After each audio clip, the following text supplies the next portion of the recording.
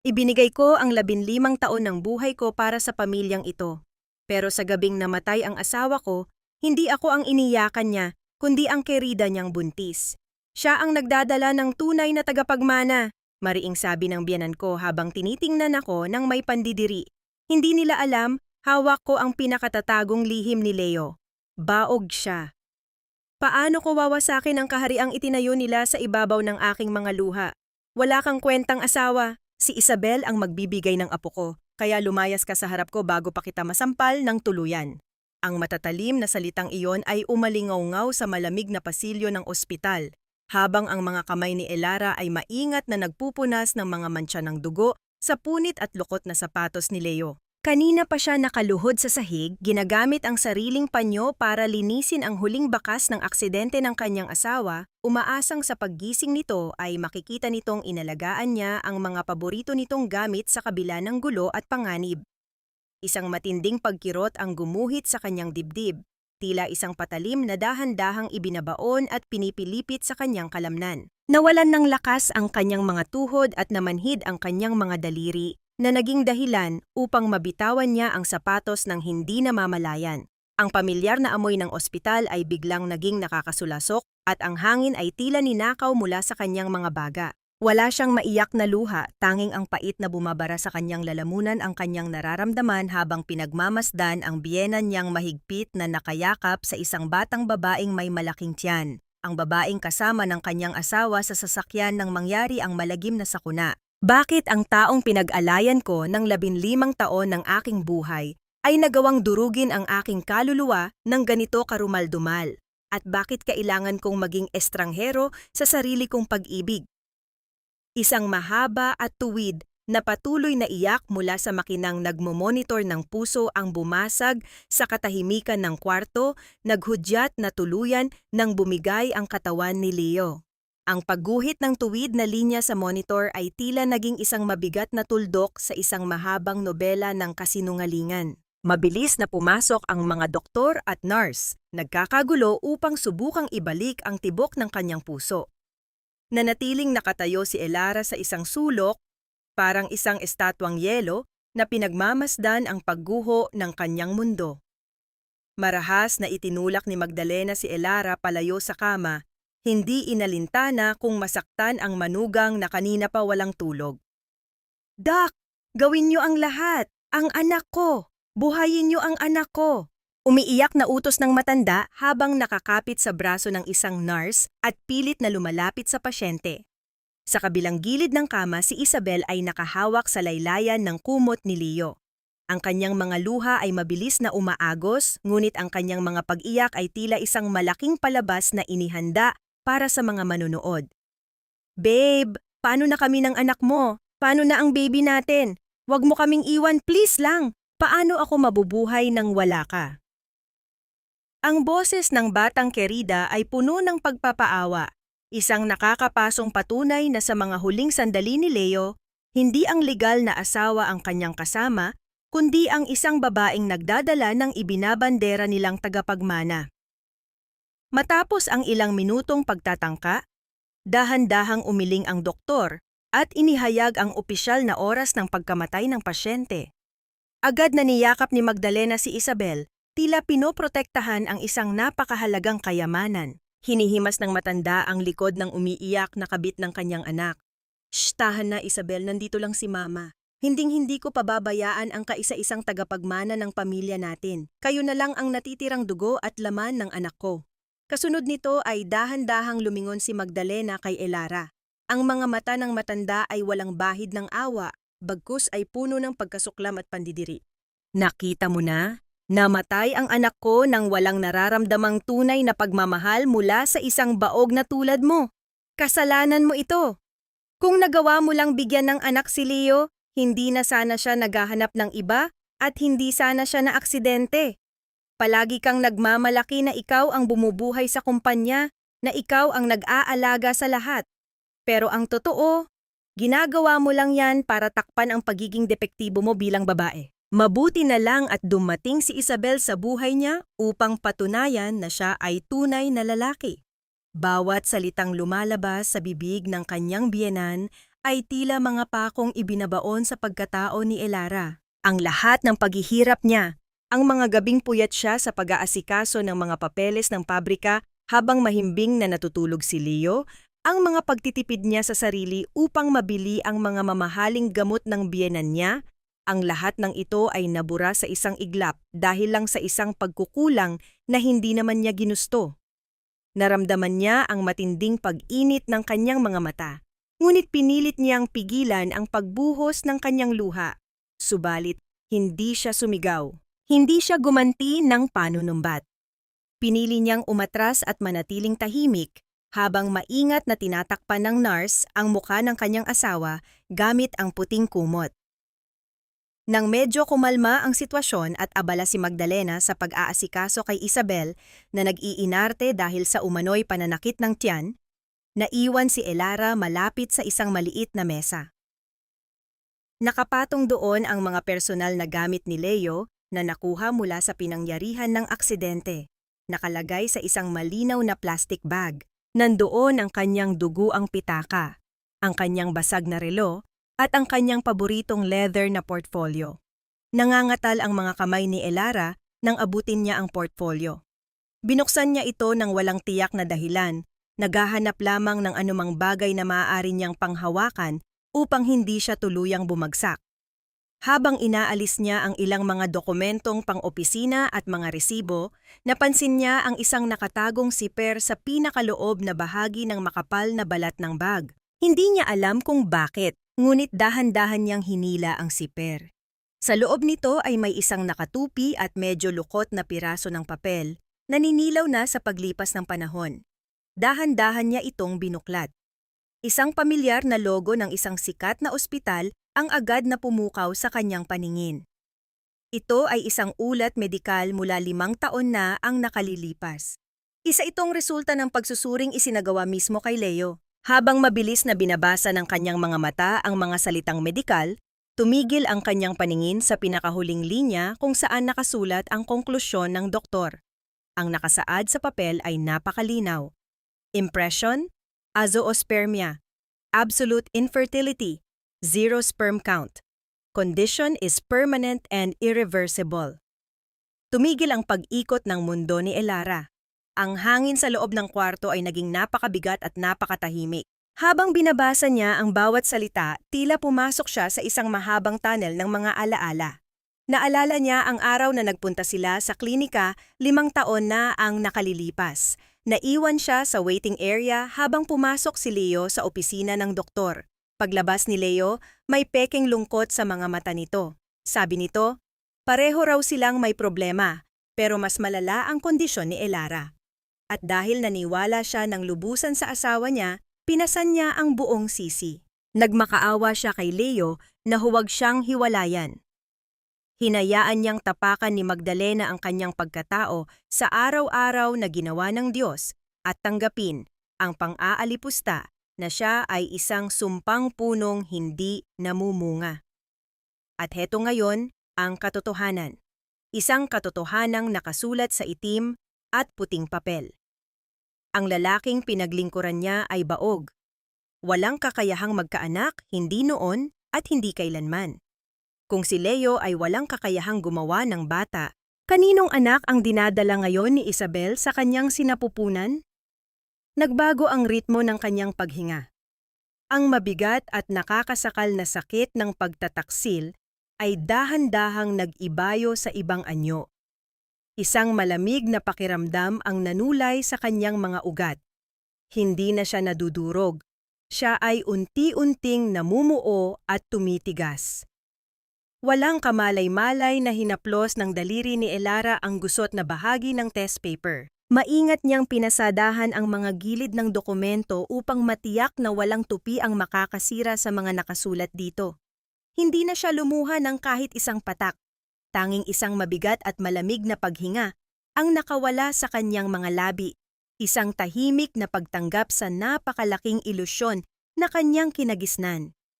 Sa kalagitnaan ng kanyang malalim na pag-iisip, isang maliit na kilos ang nahagip ng kanyang paningin. Si Isabel, na kanina pa umano'y naghihinagpis at nakasubsob sa balikat ni Magdalena, ay pasikretong kumuha ng cellphone mula sa bulsa ng kanyang palda. Umilaw ang screen nito. Kahit medyo malayo, napansin ni Elara ang bilis ng pagtipa ng mga daliri ni Isabel. Ang mga mata nito ay nerbyosong nagpapabalik-balik sa pinto at sa hawak na telepono bago mabilis na itinago muli ang aparato sa loob ng kanyang damit. Walang bakas ng pagluluksa sa kanyang mga paningin. Sa halip, mayroong takot at pagmamadali. Ang mga mata ng kabit ay nagtago ng isang malalim na pangamba na walang kinalaman sa pagkawala ng lalaking nakaratay sa kama. Sino ang kausap niya sa mga sandaling ito ng kamatayan? Kung si Leo ay patay na at nakasiguro na siyang tanggap siya ng pamilya dahil sa kanyang anak, ano pa ang kinatatakutan niya? Bago pa man mapagtagpi-tagpi ni Elara ang bagong misteryong ito, isang marahas na puwersa ang umagaw sa leather portfolio mula sa kanyang mga kamay. Ano ba ang ginagawa mo dyan? Naghahanap ka ba ng pera? Ang matalim na boses ni Magdalena ay muling bumasag sa kanyang pagmumuni-muni. Hinablot ng matanda ang bag ni Leo at pinandilatan si Elara ng may labis na pandidiri. Kahit kailan, wala kang modo. Namatay na ang asawa mo, ang gamit pa rin niya ang pinapakialaman mo. Gusto mo sigurong siguraduhin kung may naiwan siyang pera para sa iyo, ano?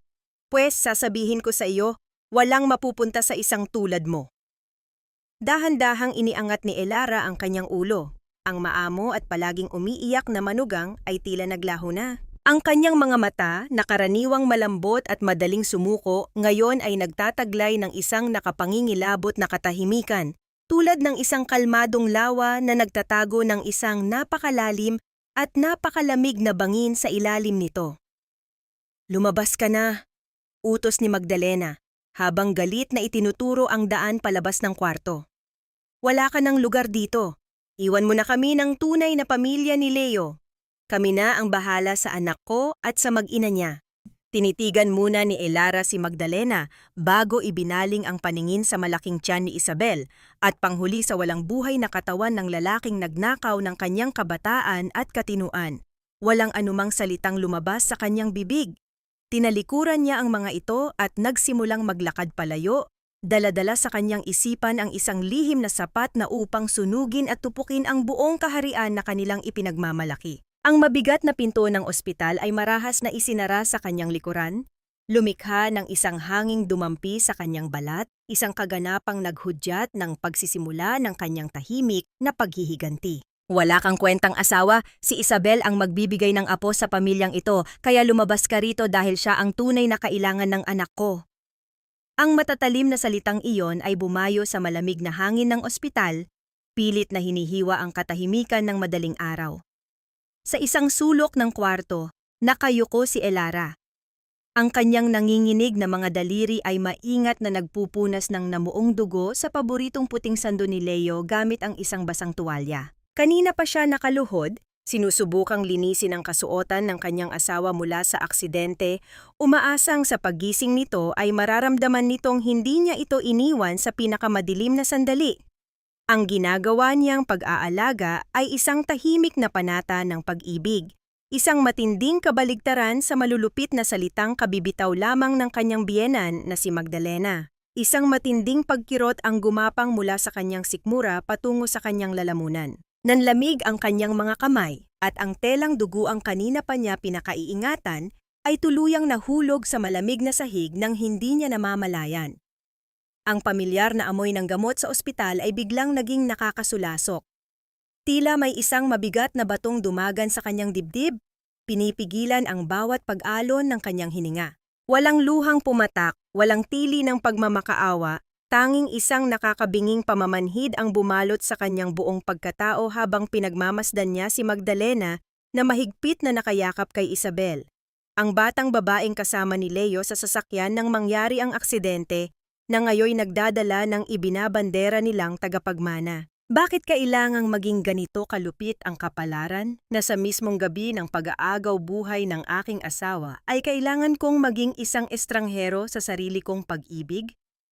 Isang mahaba at walang patid na tunog mula sa makinang nagmomonitor ng puso ang pumailan lang sa buong silid.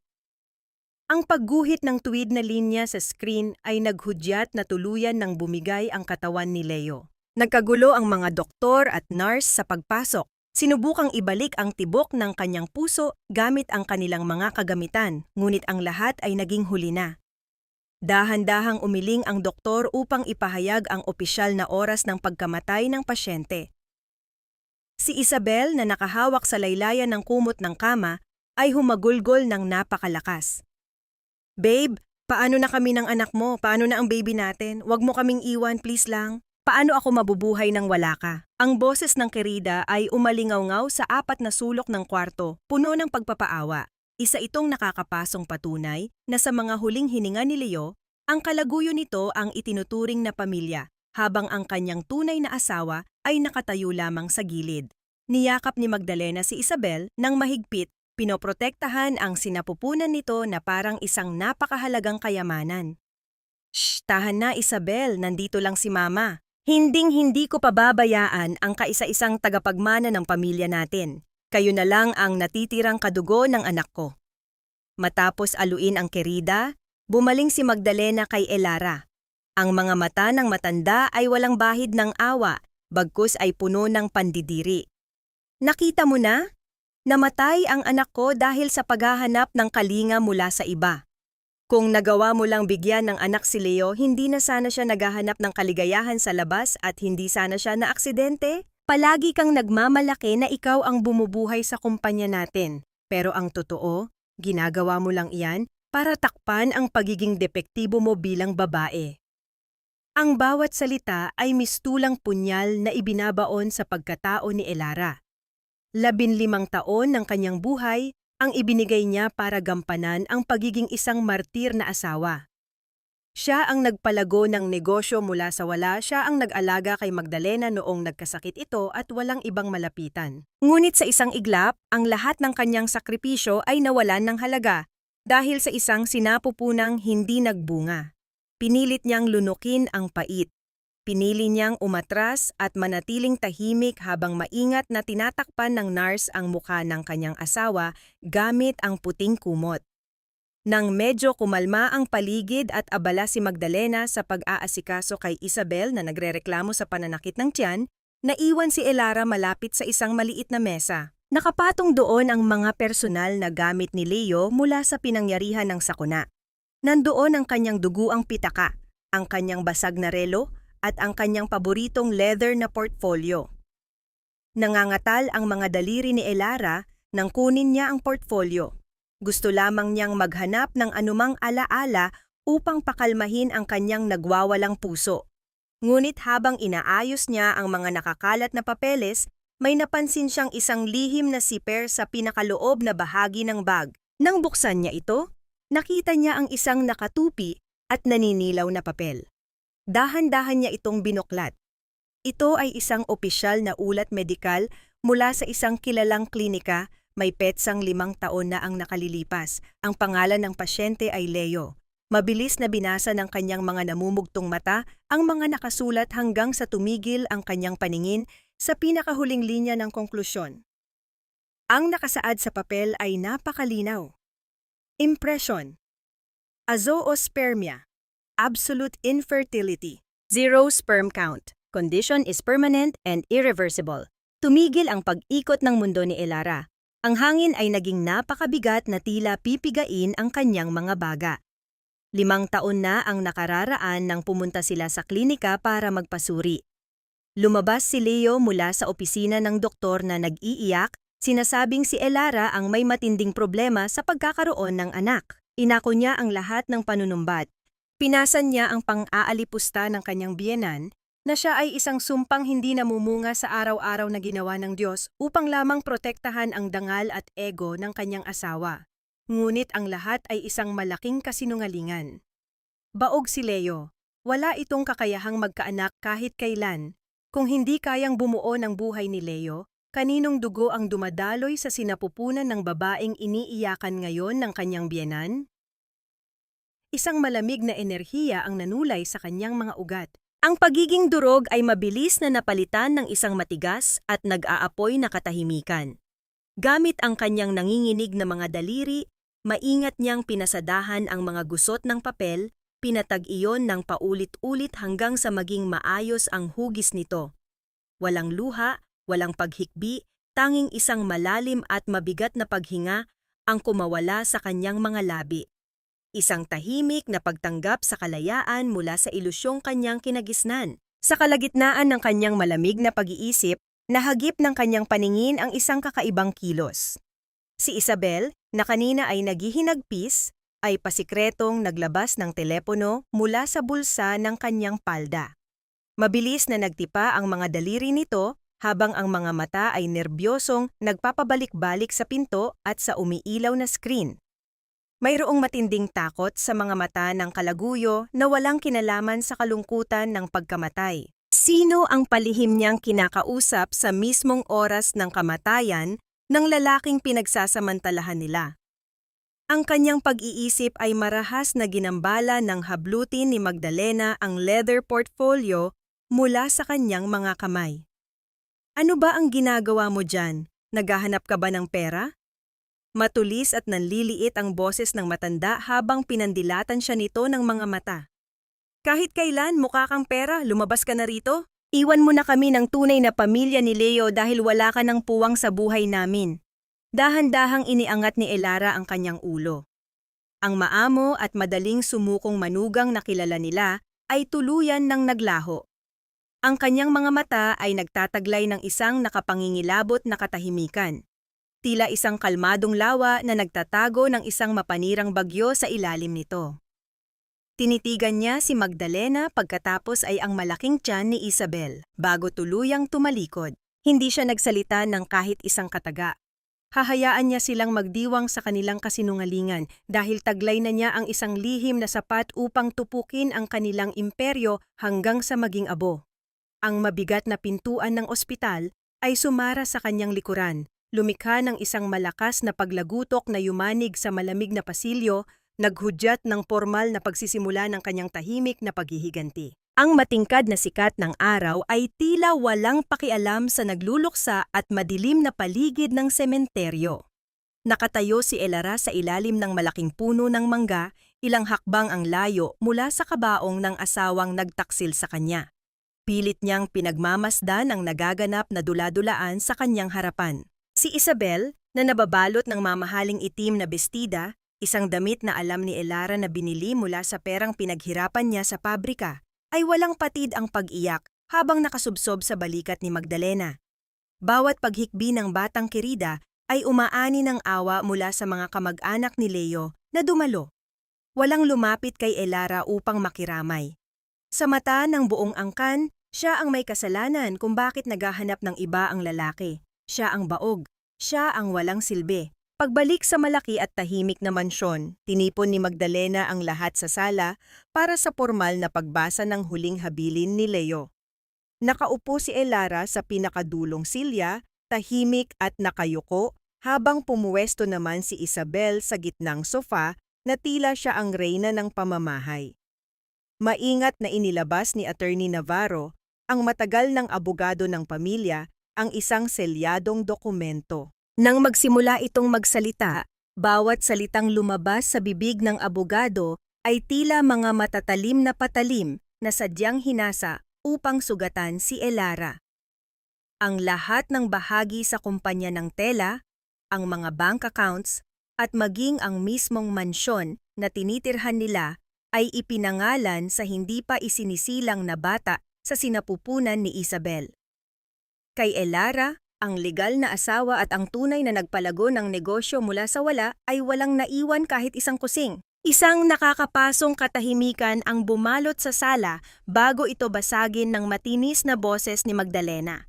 Tiningnan ng matanda si Elara mula ulo hanggang paa, ang mga mata ay puno ng paghamak. Narinig mo naman siguro ang huling kagustuhan ng anak ko, Elara. Wala kang karapatan sa kahit anong ari-arian dito, dahil sa pamangkin ko na mapupunta ang lahat.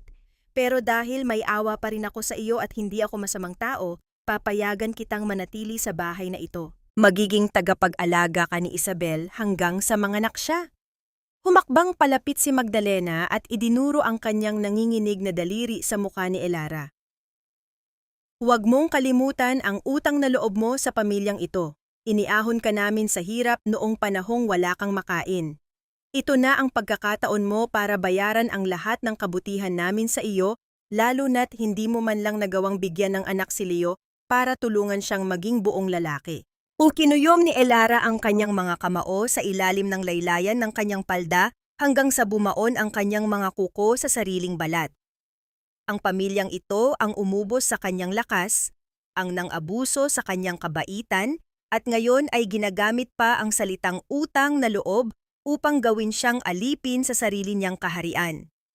Ang mga kasangkapan sa bahay na iyon, ang mga mamahaling kurtina, maging ang kinakain nila araw-araw ay mula sa pawis niya. Ngunit sa halip na sumigaw at magwala, dahan-dahang iniangat ni Elara ang kanyang muka at tumango.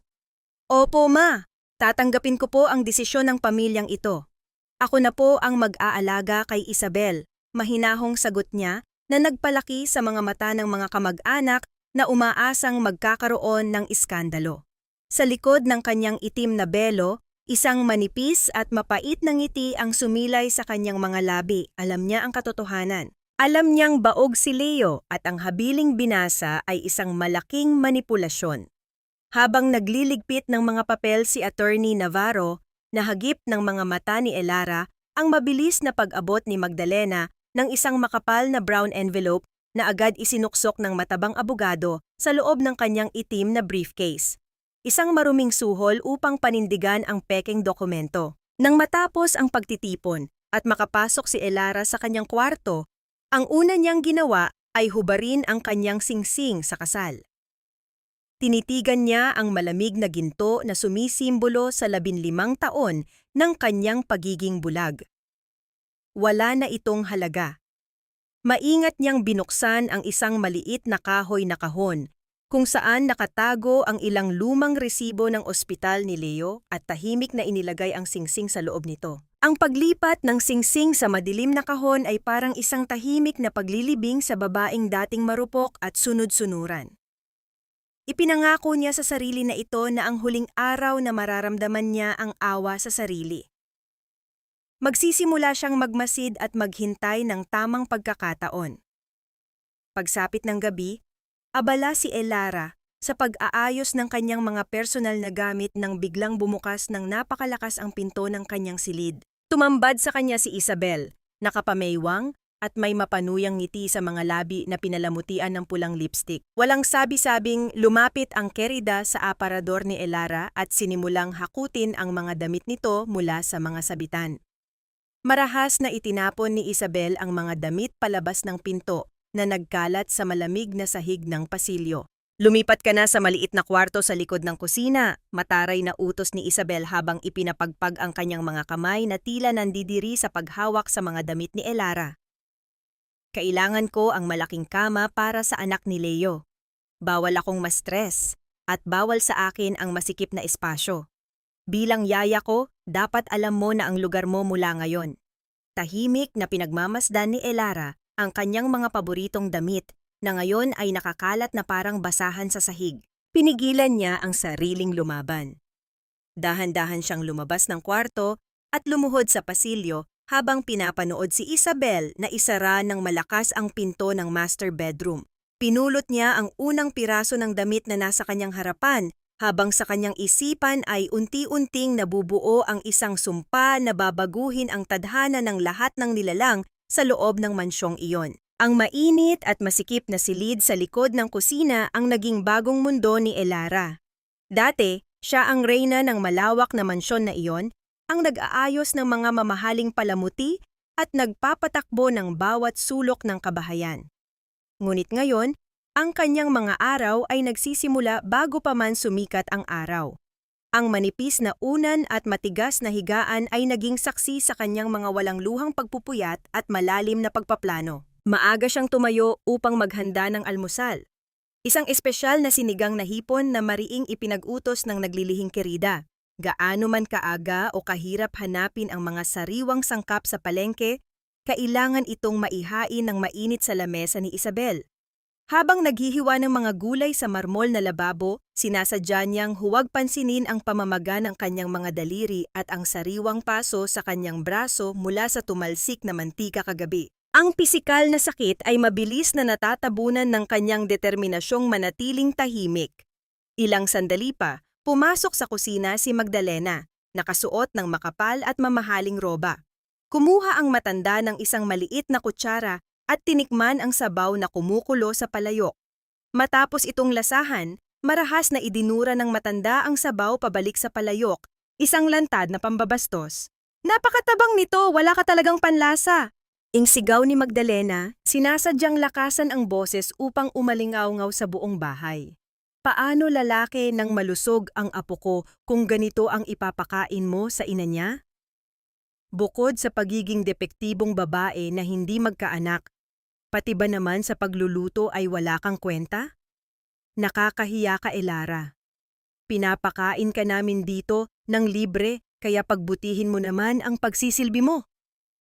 Yumuko lamang si Elara at nagpatuloy sa paghihiwa ng kamatis. Walang anumang panginginig sa kanyang mga kamay. Inipon niya ang bawat pang-iinsulto at bawat panlalait, maingat na itinatago sa kanyang puso bilang panggatong sa apoy ng kanyang napipintong paghihiganti. Pagsapit ng tanghali, nang makatulog sina Magdalena at Isabel dahil sa kabusugan, palihim na nagtungo si Elara sa pabrika ng tela.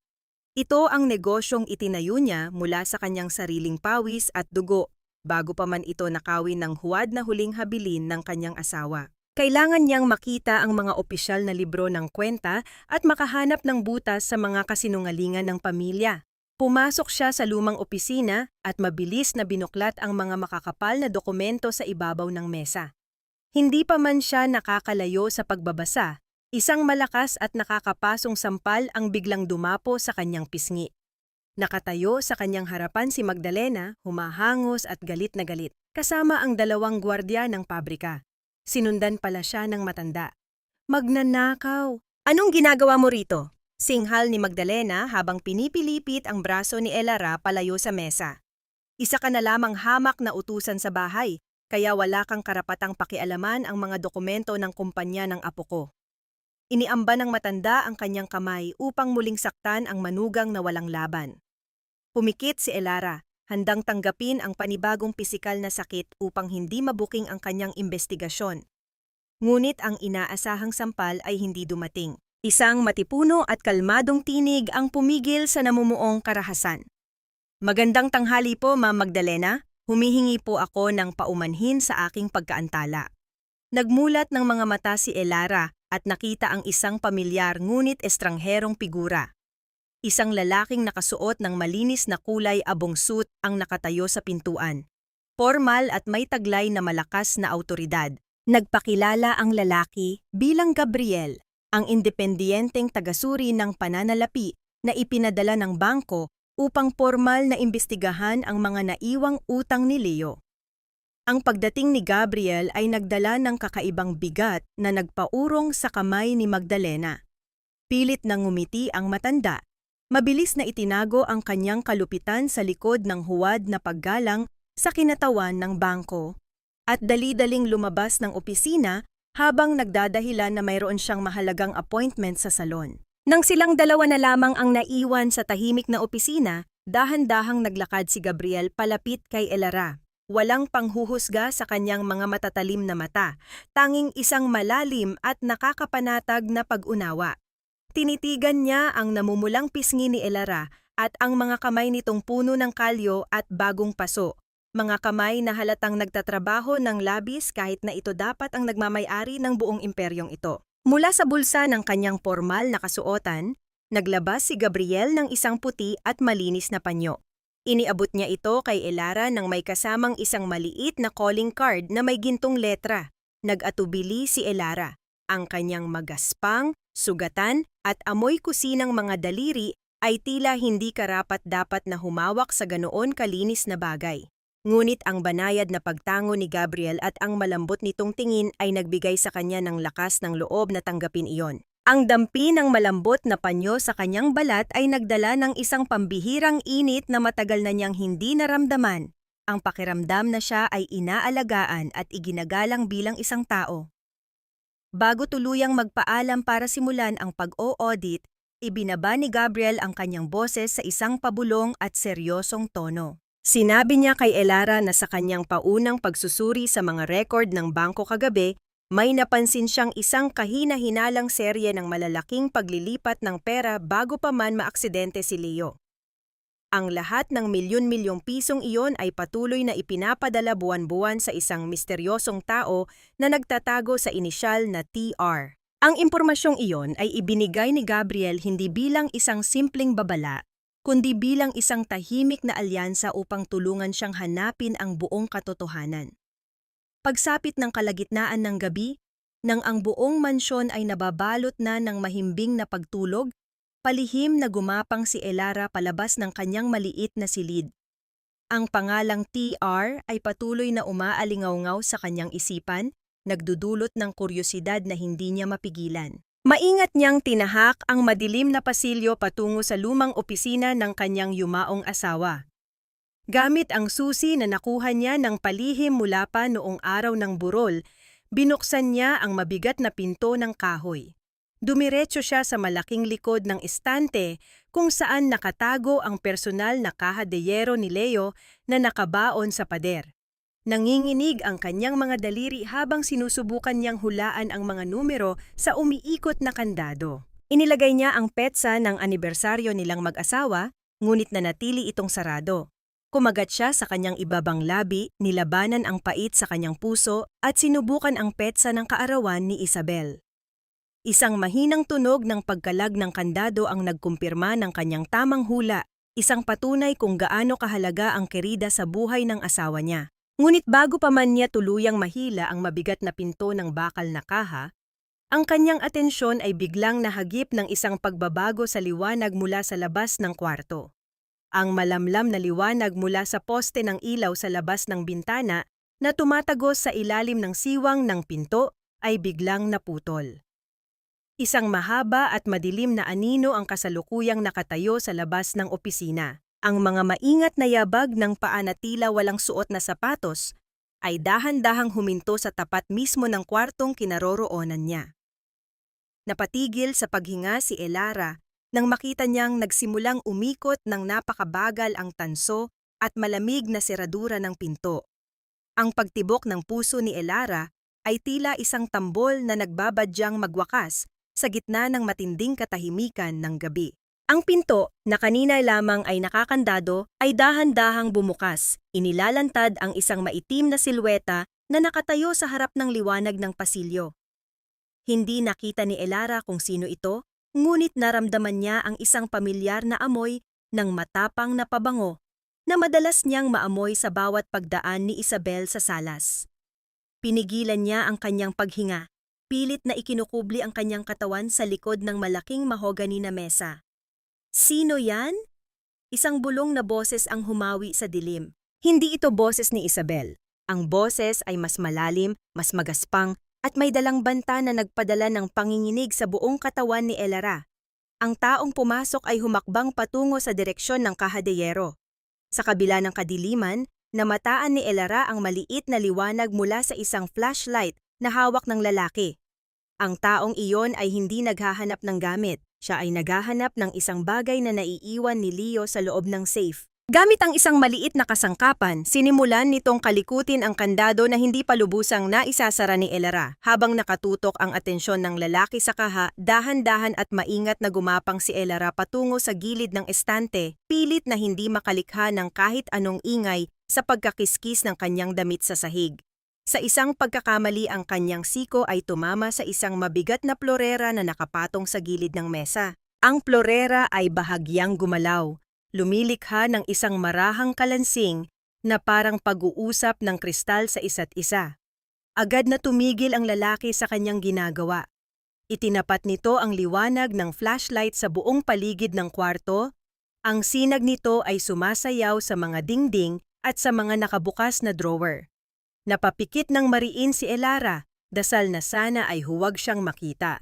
Ang lalaki ay naglakad patungo sa kinaroroonan ni Elara, ang bawat hakbang ay tila isang mabigat na martilyo sa sahig. Ngunit bago pa man siya marating, biglang tumunog ang isang malakas at nakakabinging ingay ng cellphone mula sa bulsa ng lalaki. Ang lalaki ay nagmura ng mahina at mabilis na lumabas ng kwarto, nagmamadaling sagutin ang tawag habang tinatahak ang pasilyo palayo sa opisina. Hindi na nag-atubili si Elara. Sa isang iglap, tumakbo siya palabas ng opisina, hindi na nag-abalang isara ang pinto, at nagtungo sa pinakamalapit na labasan, patungo sa kanyang maliit na silid. Ang kanyang dibdib ay nagwawala sa bilis ng tibok, ngunit ang kanyang isipan ay mas mabilis pa sa kanyang takbo. Ang lalaking iyon ay hindi basta-basta magnanakaw. Siya ay naghahanap ng ebidensya. Kinabukasan, sa ilalim ng nakakapasong init ng araw, nagtungo si Elara sa isang maliit na coffee shop sa labas ng sentro ng syudad upang makipagkita kay Gabriel. Ang lugar ay simple, malayo sa karangyaan ng mansyon at paboritong tambayan ng mga ordinaryong manggagawa. Nang dumating si Gabriel, dala nito ang isang makapal na folder. Ang kanyang muka ay seryoso at walang bahid ng ngiti, isang malinaw na indikasyon na mayroon siyang natuklasang hindi maganda. Elara, hindi mo magugustuhan ang mga natuklasan ko sa audit, panimula ni Gabriel habang inilalapag ang folder sa harap niya. Sa loob nito ay mga kopya ng mga bank statement at mga tseke na pirmado ni Leo ilang linggo bago ang aksidente. Nakapaloob dito ang mga transaksyon ng pera na ipinapadala sa isang account na nakapangalan sa isang lalaking nagngangalang Tomas. Si Tomas ay ang bagong driver na kinuha ni Isabel noong mga panahong buntis na siya. Hindi lamang ito simpleng pagpapadala ng sahod. Ang halaga ng bawat transaksyon ay umaabot sa daan-daang libong piso. Mga pondo ng kumpanya na unti-unting kinakaltas. Hindi lang ito basta tungtian o pangingikil, paliwanag ni Gabriel. Ang kanyang boses ay mahina ngunit puno ng diin. Ang driver na ito, si Tomas, ay may relasyon kay Isabel. At ang mas malala pa rito, ang mga pondong ito ay bahagi ng perang dapat ay para sa operasyon ng ating pabrika. Pinapabagsak nila ang kumpanya mula sa loob. Tinitigan ni Elara ang mga dokumento. Ang puot na kanyang nararamdaman ay unti-unting nagiging isang malamig na estratehiya. Kaya pala ganoon na lamang ang pagmamadali nilang makuha ang lahat ng pag-aari ni Leo, bulong ni Elara. May isa pa, dugtong ni Gabriel, sabay abot ng isang maliit na piraso ng papel. Ito ang address ng boarding house ni Tomas. Kung gusto nating makuha ang tunay na ebidensya, ito ang susi. Pero delikado ito, Elara. Kung mahuli ka nila, hindi nila magdadalawang isip na saktan ka. Tiningnan ni Elara si Gabriel. Ang lalaki sa kanyang harapan ay hindi lamang isang auditor.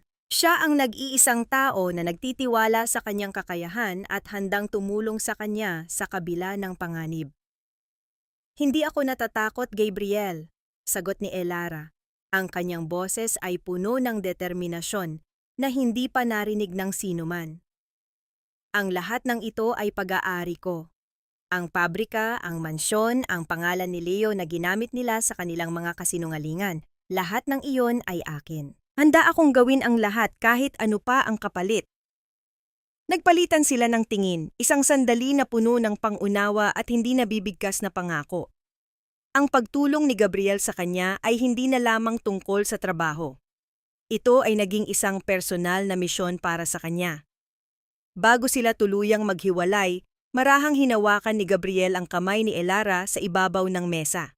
Hindi ito ang oras para sa pag-ibig, ngunit ang init na idinulot nito ay naging isang matinding pampalakas ng loob para kay Elara. Pagbalik niya sa mansyon, sinalubong siya ni Magdalena sa pintuan ng kusina. Ang matanda ay nakataas ang kilay at tinitigan siya ng may paghihinala.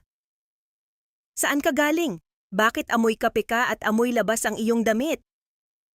Nagpunta lang ako sa palengke para bumili ng mga sangkap, ma. Mahinahong sagot ni Elara habang inilalapag ang dala niyang basket ng mga gulay. Siguraduhin mo lang na hindi ka nagpapabaya sa mga gawaing bahay, bulyaw ni Magdalena. Dahil sa susunod na makita kitang lumalabas ng walang pahintulot, sisiguraduhin kong hindi ka na makakaapak sa bahay na ito kailanman. Tinalikuran ni Elara ang biyenan at nagtungo sa kanyang maliit na silid. Habang ipinapatong ang basket sa ibabaw ng maliit na mesa, kinuha niya ang papel na ibinigay ni Gabriel at itinago ito sa pinakaloob ng kanyang unan. Ang plano ay nakahanda na. Alam na niya kung sino ang susunod niyang pupuntahan at kung ano ang dapat niyang gawin. Ang mansyong ito, na dati niyang itinuring na tahanan, ay magiging isang malaking bitag para sa mga taong pilit na sumira sa kanyang buhay. At siya, ang babaeng itinuring nilang baog at walang silbi, ang siyang magiging arkitekto ng kanilang sariling pagbagsak. Sa kabila ng bintana ng kanyang maliit na silid, tanaw ni Elara ang liwanag ng buwan na tumatagos sa malawak na hardin. Ang bawat anino ay tila isang babala para sa pamilyang Magdalena. Ang lahat ng kanilang kasinungalingan ay unti-unti nang nabubunyag at walang sino man ang makakapigil sa darating na bagyo ng hustisya na kanya nang sisimulan. Ang dilim sa loob ng maliit na silid ni Elara ay tila isang kumot na bumabalot sa bawat lihim na kanyang kinikimkim. Nakaupo siya sa gilid ng kanyang matigas na higaan, hawak ang papel na ibinigay ni Gabriel. Ang address ni Tomas ay nakasulat doon sa malinaw at formal na pagkakasulat. Alam niyang sa sandaling tumapak siya sa lugar na iyon, wala na siyang balikan. Ang bawat hakbang niya mula ngayon ay isang sugal sa kanyang sariling buhay. Ngunit ang bawat pagkakataong makita ang pagkagimbal sa mukha ni na Magdalena at Isabel ay sapat na bayad para sa lahat ng panganib. Pagsapit ng takipsilim, nagsuot si Elara ng simpleng bestida at ipinulot ang kanyang buhok upang magmukhang ordinaryong trabahador. Nagpaalam siya kay Magdalena na magtutungo sa palengke upang mamili ng mga sangkap para sa susunod na araw. Hindi nagtanong ang matanda, tanging isang mataray na pagtango at utos na huwag magtagal ang ibinigay nito. Mabilis na naglakad si Elara palabas ng gate ng mansyon. Humahakbang ng mabilis hanggang sa makarating siya sa isang pampublikong sasakyan na magdadala sa kanya sa kabilang panig ng lungsod. Ang boarding house ni Tomas ay isang lumang gusali sa isang eskinita na puno ng mga naglalakihang basura at nagdidilimang ilaw. Ramdam ni Elara ang bawat titig ng mga taong nakatambay sa labas ng gusali, ngunit pilit niyang pinanatiling matapang ang kanyang mukha. Sa tulong ng impormasyong ibinigay ni Gabriel, natuntun niya ang silid ni Tomas sa ikalawang palapag. Ang pintuan ay gawa sa manipis na kahoy, na halos gumuho na sa kalumaan. Habang nakatayo sa harap ng pinto, isang boses ang narinig niya mula sa loob. "Huwag kang mag-alala, Isabel. Ang perang nakuha natin ay sapat na para makaalis tayo rito at magsimulang muli sa ibang probinsya. Hindi tayo mahuhuli ng mga taong iyon." Nanigas si Elara sa kanyang kinatatayuan, si Tomas at Isabel. Ang kerida ay naroon sa loob ng kwarto ni Tomas sa oras na dapat ay nasa mansyon siya at natutulog. Ang boses ni Isabel ay puno ng labis na kaba at pag-asa. "Pero paano kung malaman ni Magdalena? Paano kung mabuko tayo bago pa tayo makapag-impake?" Ang matandang iyon ay nakatuon lang sa kanyang reputasyon. Sagot ni Tomas na may kasamang tawa. "Hanggat hawak natin ang batang ito, kahit na hindi naman talaga ito anak ni Leo, mananatili tayong ligtas. Ang mahalaga ay ang pera na makuha natin bago pa tuluyang mabulok ang kumpanya." Hindi na nagdalawang isip si Elara. Maingat siyang lumapit sa pintuan at tiningnan ang butas ng susi. Nakita niya ang dalawa na nag-iimpake ng mga bag. Sa ibabaw ng maliit na kama ni Tomas ay nakalatag ang isang makapal na bundle ng pera at ang mga orihinal na resibo ng kumpanya na ninakaw ni Tomas sa opisina ni Leo. Ito na ang sandali niya. Dahan-dahan niyang inilabas ang kanyang cellphone at sinimulang i-record ang bawat salitang binibitawan ng dalawa. Bawat pag-amin nila ay isang patalim na magtatabig sa kanilang mga ilusyon. Ang bawat kataga ay isang pako sa kabaong ng kanilang kasamaan. Habang abala ang dalawa sa pagtatalo, biglang nakarinig si Elara ng yabag sa kanyang likuran. Isang matandang lalaki ang lumabas mula sa katabing silid at tinitigan siya ng may pagtataka. "Ano ang ginagawa mo riyan, iha?" Ang boses nito ay naging sanhi ng paghinto ng pag-uusap sa loob ng kwarto ni Tomas. Ang pinto ni Tomas ay marahas na bumukas. Si Tomas, na may hawak na kutsilyo, ay lumabas at tumingin sa paligid. Nakita niya si Elara. Ang kanyang muka ay nagbago mula sa pagiging mapaglaro patungo sa isang matinding puot. "Elara, anong ginagawa mo rito?" Hindi nag-aksaya ng panahon si Elara. Sa halip na tumakbo, humarap siya kay Tomas ng may matapang na titig. Sapat na ang narinig ko, Tomas. Sapat na ang ebidensya para ipakulong kayo ni Isabel sa habambuhay. Si Isabel na sumunod sa likuran ni Tomas ay halos mawalan ng malay nang makita si Elara. Ang kanyang muka ay namutla na parang papel. Elara, pakiusap, makikipag-usap tayo, maaari nating ayusin ito. Ayusin? Pagkatapos ng lahat ng ginawa nyo, tanong ni Elara, ang kanyang boses ay malamig at puno ng awtoridad. Ang tanging aayusin natin ay ang pagharap nyo sa hustisya. Biglang sumugod si Tomas. Itinaas nito ang kutsilyo at mabilis na humakbang patungo kay Elara. Ngunit bago pa man ito makalapit, isang anino ang biglang sumulpot mula sa madilim na pasilyo at sinalubong ang kamao nito sa panga ni Tomas. Si Gabriel! Ang lalaking kasing tatag ng pader ay hindi nag-atubiling itumba si Tomas sa sahig. Ang kutsilyo ay tumalsik palayo sa kanilang kinatatayuan. Sa gitna ng kaguluhan, nakakuha si Elara ng pagkakataon. Kinuha niya ang cellphone ni Isabel na nakapatong sa mesa at mabilis na tumakbo palabas ng gusali kasama si Gabriel.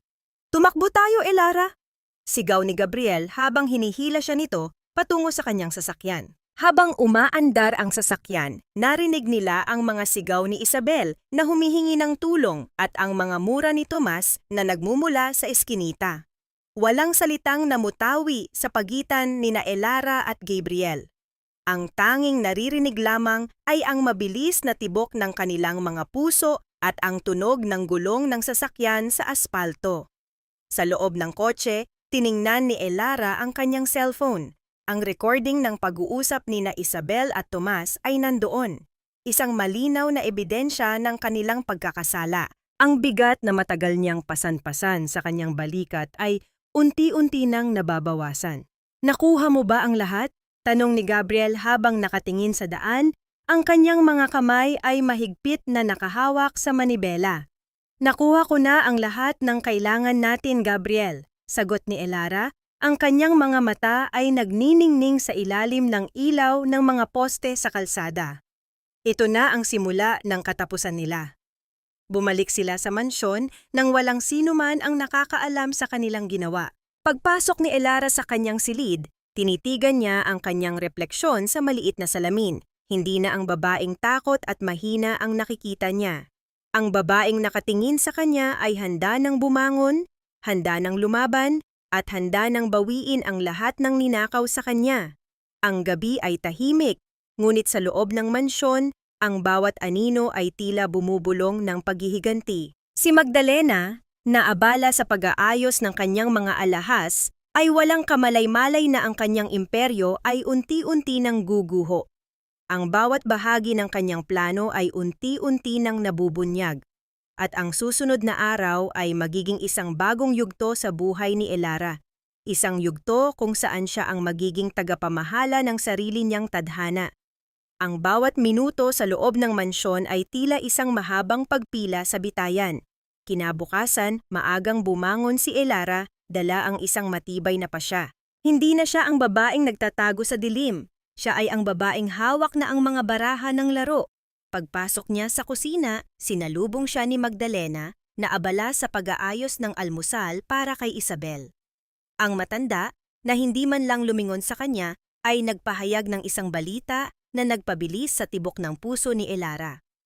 Elara, maghanda ka! Ngayong araw ay darating ang mga board members ng kumpanya para sa isang formal na pagpupulong. Ipakikilala natin si Isabel bilang bagong tagapamahala at ang bata bilang susunod na tagapagmana. Gusto kong makita mo ang pagtatagumpay ng aming pamilya. Wika ni Magdalena nang may mapanuyang ngiti. Hindi sumagot si Elara. Sa halip, tumungo siya sa kanyang silid at kinuha ang maliit na USB drive kung saan nakatago ang kopya ng recording mula kagabi.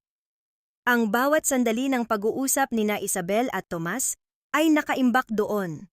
Isang bomba na handa niyang pasabugin sa harap ng maraming tao. Alam ni Elara na ito ang pagkakataon.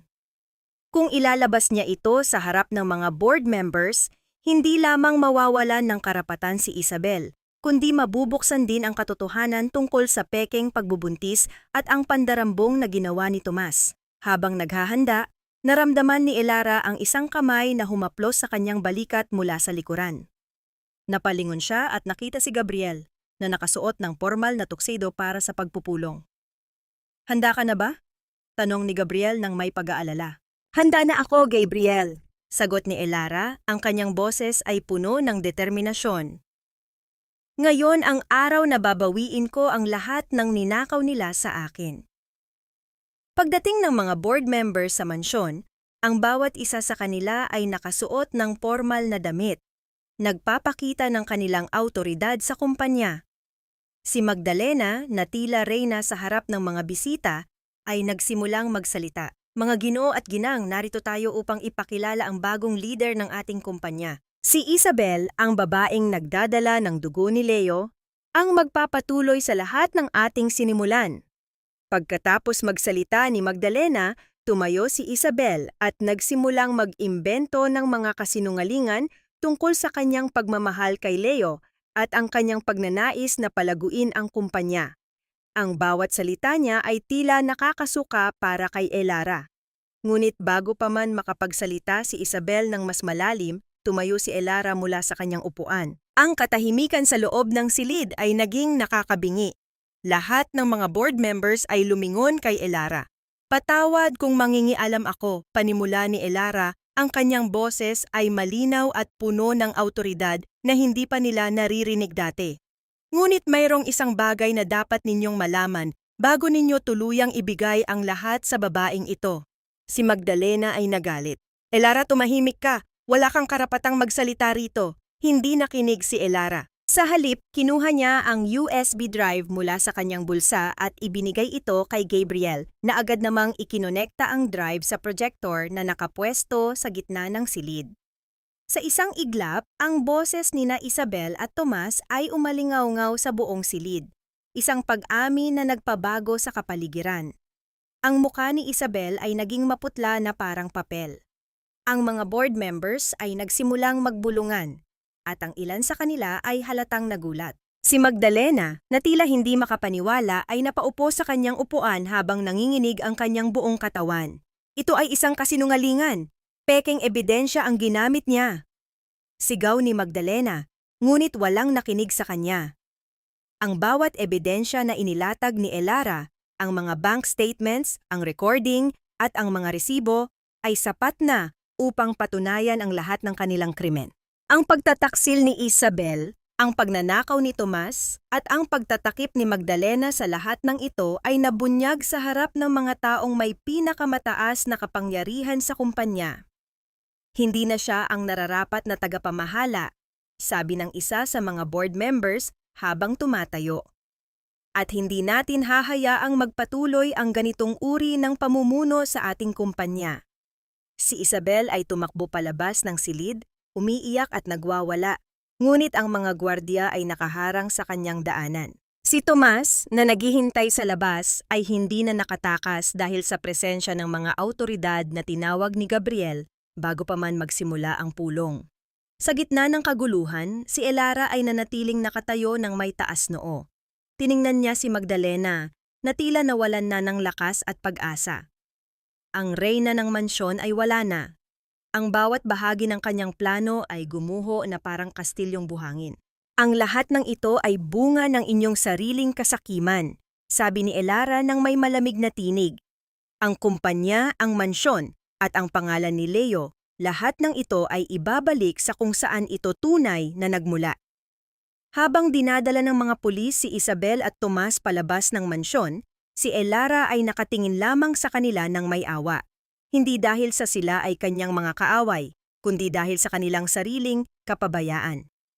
Ang hustisya na matagal niyang hinintay ay sa wakas ay natupad na. Pagkatapos ng pulong, nang ang lahat ng tao ay umalis na, nanatiling nakatayo si Elara sa gitna ng malaking sala.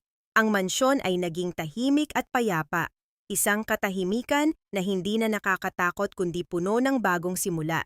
Lumapit si Gabriel sa kanya at hinawakan ang kanyang kamay. "Ginawa mo ito, Elara. Sa wakas malaya ka na." Tiningnan ni Elara ang bintana kung saan ang liwanag ng araw ay tumatagos sa malawak na hardin. Alam niya na ito na ang simula ng kanyang tunay na buhay. Ang bawat paghihirap, Ang bawat luha at ang bawat sakit na kanyang naranasan ay naging bahagi ng kanyang paglalakbay tungo sa tagumpay. Hindi na siya ang babaeng nakatali sa nakaraan. Siya na ang babaeng may hawak ng sariling tadhana, handang harapin ang kinabukasan ng may tapang at pagmamahal. Ang bawat anino sa mansyon ay unti-unti nang naglalaho. Ang bawat kasinungalingan ay napalitan na ng katotohanan. At si Elara sa gitna ng lahat ng ito ay nakatayo ng matatag, handang yakapin ang lahat ng pagpapala at pagkakataon na darating sa kanyang buhay. Ang bagong umaga ay nagsisimula na, at ang bawat araw ay magiging isang patunay ng kanyang lakas, kanyang katalinuhan, at kanyang kakayahang bumangon mula sa pinakamadilim na bahagi ng kanyang nakaraan. Ang mansyon, na dating puno ng matatamis na kasinungalingan at nakakasakal na hangin, ay biglang naging napakatahimik. Ang ingay ng mga sirena ng pulisya ay dahan-dahang naglaho sa malayo. Naiwan ang isang nakakabinging katahimikan sa loob ng malaking sala. Nakaupo si Magdalena sa isang silya, ang kanyang mga kamay ay nanginginig, at ang kanyang mga mata ay nakapako sa kawalan. Ang dati mapagmataas na reyna ay wala nang natirang lakas. Lumapit si Elara sa kanya, hindi na bilang isang manugang na nagmamakaawa kundi bilang isang babaeng naghahanap ng katarungan. Hindi ko na kayo kailangang palayasin sa bahay na ito, Magdalena. Ang batas na mismo ang magsasabi kung saan kayo nararapat, wika ni Elara sa mahinahong tinig. Sa mga susunod na araw, ang buong mansyon ay naging sentro ng mga investigasyon. Ang mga abogado ng bangko at ng mga awtoridad ay pabalik-balik. Inililista ang bawat ari-ariang ninakaw at ang mga pondong ginamit sa maling paraan. Habang abala ang lahat, si Elara naman ay nakatuon sa pagbabalik ng dangal ng kanyang kumpanya. Kasama si Gabriel, sinimulan nilang ayusin ang mga nasirang relasyon sa mga kliyente at mga empleyado na matagal na ring biktima ng pang-aabuso ng pamilya ni Leo. Isang hapon, habang nag-aayos ng mga dokumento sa opisina, nakaramdam ng pagod si Elara. Lumapit si Gabriel, dala ang isang mainit na tasa ng tsaa. Masyado ka nang nagtatrabaho, Elara. Kailangan mo rin ng pahinga, malambot na wika ni Gabriel habang inilalapag ang tsaa sa harap niya. Tumingin si Elara sa kanya. Ang lalaking ito ay naging sandigan niya sa lahat ng pinagdaanan niya. Salamat, Gabriel. Kung wala ka, baka hanggang ngayon ay nakakulong pa rin ako sa silid na iyon, nagdurusa sa kasinungalingan nila. Ngumiti si Gabriel, isang ngiting puno ng katapatan. Ginawa mo ang lahat ng ito, Elara. Ang tapang mo ang nagdala sa atin dito. Hindi ko lang trabaho ang tumulong sa iyo, ito ay naging personal na misyon para sa akin dahil nakita ko ang katotohanan sa likod ng lahat ng paghihirap mo. Sa mga sandaling iyon, ang kanilang tinginan ay naging mas malalim kaysa sa trabaho. Ang bawat salita, bawat haplos at bawat pag-aalala ay nagpapatunay na may namumuo ng espesyal sa kanilang pagitan. Hindi ito pag-ibig na nagmamadali, ito ay pag-ibig na dumaan sa apoy ng pagsubok, matatag at handang harapin ang anumang hamon. Ngunit sa kabila ng lahat ng tagumpay, mayroon pa ring isang bagay na hindi matapos-tapos sa isipan ni Elara, ang kanyang nakaraan kay Leo. Minsan, sa kanyang pag-iisa, naiisip niya kung bakit niya hinayaan ang sarili na maging biktima sa loob ng napakatagal na panahon. Ang sagot ay palaging bumabalik sa kanyang sariling pagpapahalaga. Natutunan niyang ang tunay na lakas ay hindi nagmumula sa pagpaparaya, kundi sa pagtayo para sa sarili. Sa isang hapunan kasama si Gabriel, inilabas ni Elara ang kanyang nararamdaman. Natatakot ako, Gabriel. Natatakot ako na baka sa hinaharap makalimutan ko ang lahat ng natutunan ko sa panahong ito. Natatakot ako na baka muli akong maging mahina. Hinakbang ni Gabriel ang kanyang silya papalapit kay Elara at hinawakan ang kanyang mga kamay. Hindi ka na magiging mahina, Elara. Ang lahat ng pinagdaanan mo ay naging bahagi ng iyong pagkatao. At kahit kailan, hinding-hindi kita hahayaang bumalik sa dilim na iyon. Ang mga salitang iyon ay naging isang pangako. Ang bawat gabi ay naging mas madali. At ang bawat araw ay naging isang pagkakataon upang muling mabuo ang kanyang sarili. Ang mansyon ay unti-unti nang nagbabago. Ang bawat silid ay muling nalilinis, at ang bawat sulok ay muling napupuno ng pag-asa at liwanag. Sa kabilang banda, si Magdalena, na unti-unti nang nawawala ng pag-asa sa loob ng kanyang silid, ay nagsimulang mapagtanto ang lahat ng kanyang pagkakamali. Ang kanyang kasakiman ay naging sanhi ng kanyang sariling pagbagsak. Ang bawat araw na lumilipas ay isang pagpapaalaala sa kanya na ang lahat ng kanyang ginawa ay hindi nagdala ng kaligayahan kundi ng kapahamakan. Ang hustisya ay hindi lamang isang konsepto. Ito ay isang realidad na naranasan ni Elara. Ang bawat paghihirap ay may katapusan, at ang bawat sakit ay may katumbas na hiling. Ang buhay ni Elara ay muling nagsisimula, hindi na bilang isang biktima, kundi bilang isang babaeng matapang at malaya. Ang kanyang kinabukasan ay puno ng mga pagkakataon, mga bagong pangarap, at isang pag-ibig na tunay at tapat. Sa pagtatapos ng bawat araw, tumitingin si Elara sa bintana, tinitingnan ang malawak na mundo sa labas. Alam niya na siya ay handa na. Handa na siyang lumipad, handa na siyang abutin ang lahat ng pangarap na matagal niyang kinalimutan. Ang bawat bituin sa langit ay tila nagsasabi na siya ay karapat-dapat sa lahat ng kagandahan na darating sa kanyang buhay. Ang kanyang kwento ay hindi lamang kwento ng paghihiganti. Ito ay kwento ng pagbangon, ng pag-ibig, at ng tunay na kahulugan ng pagiging isang matatag na babae.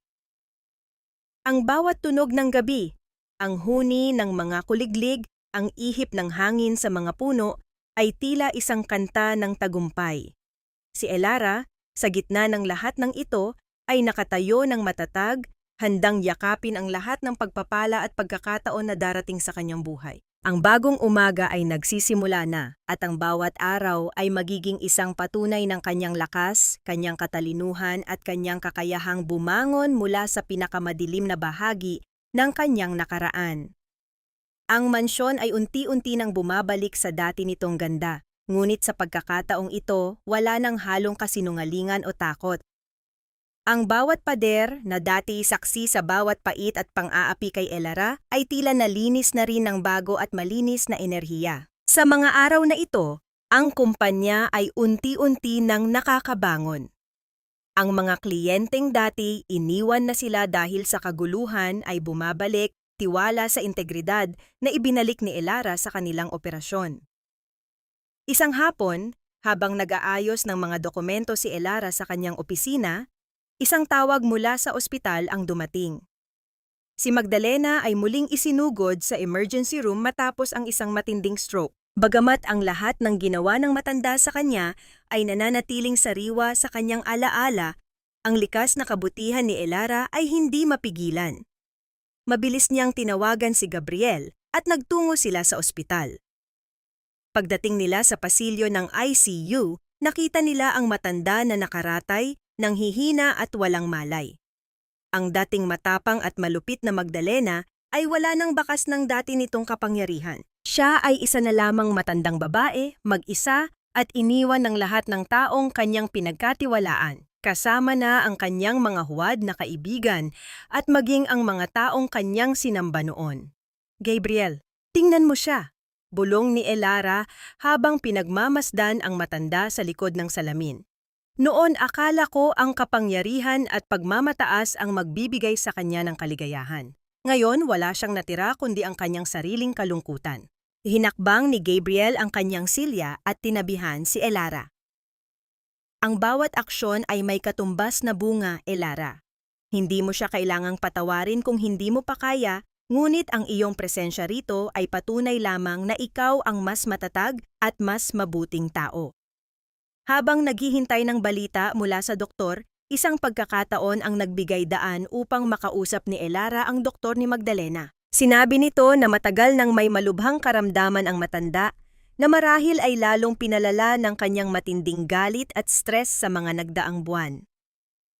Ang pagtataksil ng kanyang mga pinagkakatiwalaan ay naging mitya ng kanyang tuluyang pagbagsak. Sa gitna ng mga pangyayari, nakatanggap si Elara ng liham mula sa kulungan. Galing ito kay Isabel.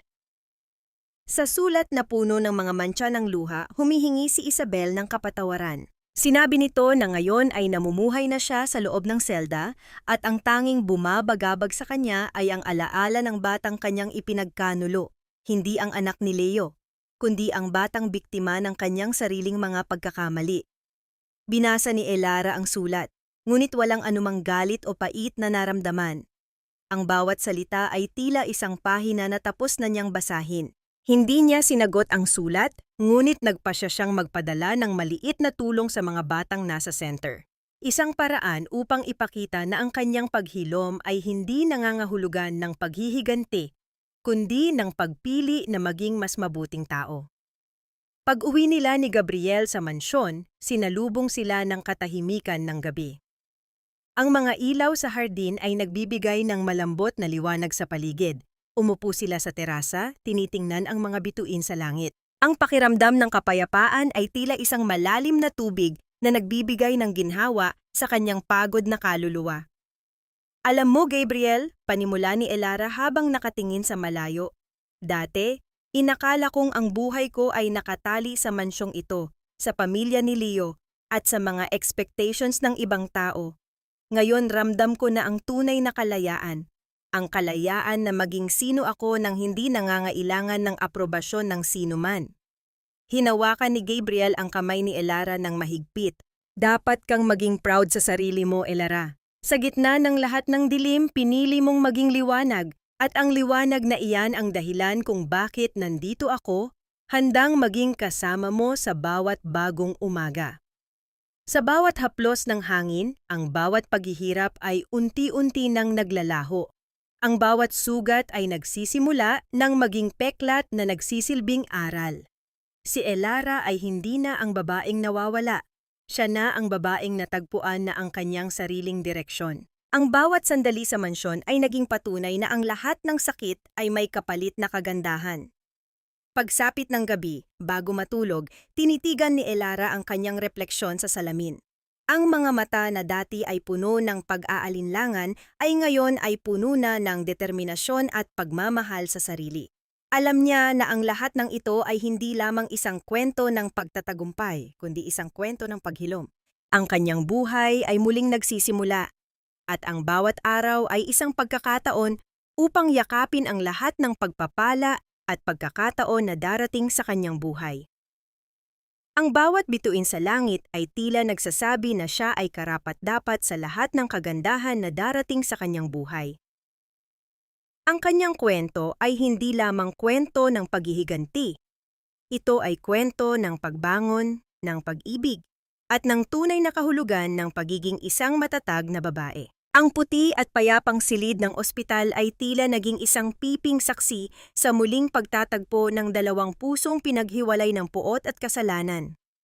Nakatayo si Elara sa paanan ng kama ni Magdalena, pinagmamasdan ang bawat dahan-dahang pag-angat at pagbaba ng dibdib ng matanda sa tulong ng isang makinang nagbibigay ng hangin. Ang tunog ng regular na pag-ugong ng kagamitang medikal ay ang tanging bumasag sa katahimikan. Isang paalala na ang buhay ni Magdalena ay nakasabit na lamang sa isang manipis na sinulid ng teknolohiya. Dahan-dahang nagmulat ng mata si Magdalena. Ang dati matatalim at mapanghusgang mga mata ay ngayon ay maputla, malabo at puno ng takot. Nang makita niya si Elara, sinubukan niyang igalaw ang kanyang mga labi, ngunit tanging isang garalgal na tunog lamang ang lumabas mula sa kanyang tuyong lalamunan. Ang kalahati ng kanyang mukha ay nananatiling paralisado, isang malupit na paalala ng kanyang stroke.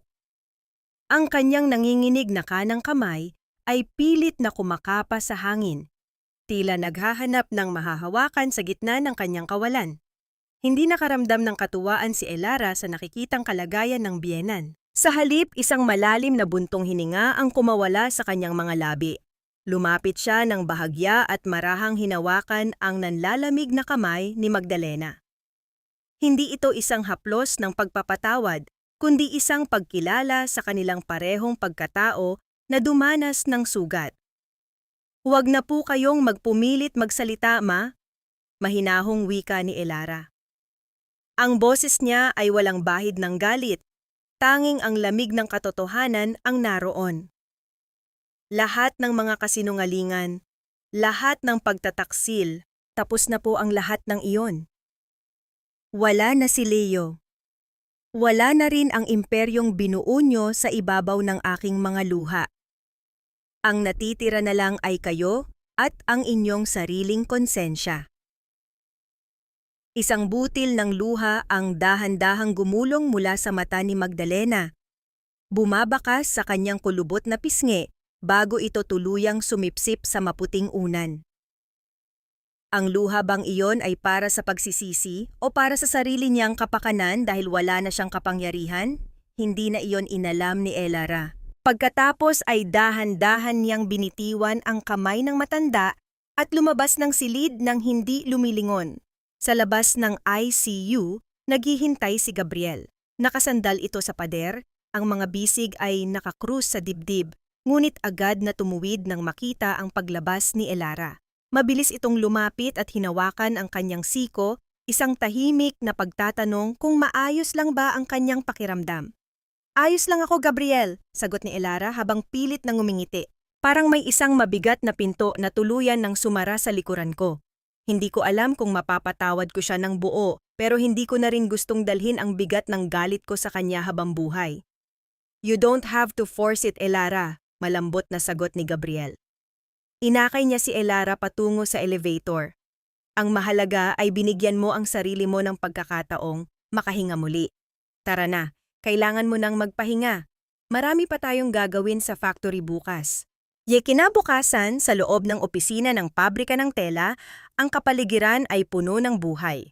Ang tunog ng mga makinang nananahi na nagtatrabaho ng sabay-sabay ay tila isang masayang kanta para sa pandinig ni Elara. Hindi na ito tunog ng paghihirap. Ito na ang tunog ng muling pagbangon. Ang mga empleyado ay masayang bumabati sa kanya, ramdam ang bagong pag-asa sa ilalim ng kanyang pamumuno. Habang tinitingnan ni Elara ang mga bagong disenyo ng tela sa ibabaw ng kanyang malawak na mesa, pumasok si Gabriel dala ang 2 tasa ng mainit na tsokolate. Inilapag niya ang isa sa tapat ni Elara at naupo sa silya sa tapat nito. The export orders are coming in, Elara, ulat ni Gabriel nang may kislap sa mga mata. Dahil sa bagong branding mo, mas marami ang nagkakagusto sa ating lokal na tela. You're doing an amazing job as the CEO. We are doing an amazing job, Gabriel, pagtatama ni Elara. Kung hindi dahil sa mga audit at legal advice mo, baka nilamon na ako ng mga utang na iniwan ni Leo. Isang sandali ng katahimikan ang namayani sa pagitan nila. Isang uri ng katahimikan na hindi nakakaasiwa kundi puno ng hindi nasasambit na pag-unawa. Ibinaba ni Gabriel ang kanyang tasa at tinitigan ng diretso si Elara. Ang kanyang paningin ay puno ng init na tila nakakatunaw ng anumang natitirang yelo sa puso ng babae. Elara, simula ni Gabriel, ang boses ay mas malalim kaysa sa karaniwan. I know this might be too soon, but I want you to know that I'm not here just because of the business. I stayed because I wanted to be the one to see you smile again. Ang makita kang malaya at matapang. Iyon ang pinakamagandang tanawin na nakita ko sa buong buhay ko. Naramdaman ni Elara ang mabilis na pagtibok ng kanyang puso. Ang init na dahan-dahang gumagapang sa kanyang mga pisngi ay isang pakiramdam na akala niya ay kinalimutan na ng kanyang katawan. Hindi siya sumagot agad. Sa halip ay hinayaan niyang manatili ang sandaling iyon. Ang tamis ng pag-asa at ang kilig na hatid ng isang bagong simula. Ngunit ang kapayapaang iyon ay muling nagambala nang pumasok ang kanyang sekretarya na may dalang isang lumang kulay abong kahon. Ma'am, may nagpadala po nito mula sa warehouse. Sabi po ng mga trabahador, nakita raw po ito sa pinakasulok ng lumang vault ni Sir Leo. Nakapangalan daw po sa inyo. Nagtaka si Elara. Maingat niyang kinuha ang kahon at binuksan ito sa harap ni Gabriel. Sa loob ng kahon ay may mga lumang litrato, mga resibo, at isang nakatuping liham na may sulat kamay ni Leo. Ngunit hindi ang liham ang kumuha ng kanyang buong atensyon, kundi ang isang maliit na susi na may nakakabit na tag na may nakasulat na numero ng isang safe deposit box sa isang bangko sa labas ng Maynila. Dahan-dahang binuklat ni Elara ang liham. Ang bawat salita ay tila isang tinig mula sa kabilang buhay, Ngunit sa pagkakataong ito, hindi ito puno ng kasinungalingan. Elara, kung nababasa mo ito marahil ay wala na ako. May mga bagay akong hindi nasabi sa iyo, hindi dahil sa ayaw ko, kundi dahil sa takot ko kay mama. Ang lahat ng akala mo ay totoo, ay baka isang bahagi lamang ng mas malaking kwento. Hanapin mo ang kahon sa bangko. Doon mo malalaman ang tunay na dahilan kung bakit kailangan nating magpanggap na ako ang may problema. Nagsalubong ang kilay ni Elara habang binabasa ang huling pangungusap. Magpanggap na ako ang may problema, bulong niya sa sarili. Kung si Leo ay baog base sa test results na nahanap niya noon, anong pagkukunwari ang tinutukoy nito? Tumingin si Elara kay Gabriel, na ang muka ay kakikitaan din ng matinding kuryosidad at pangamba.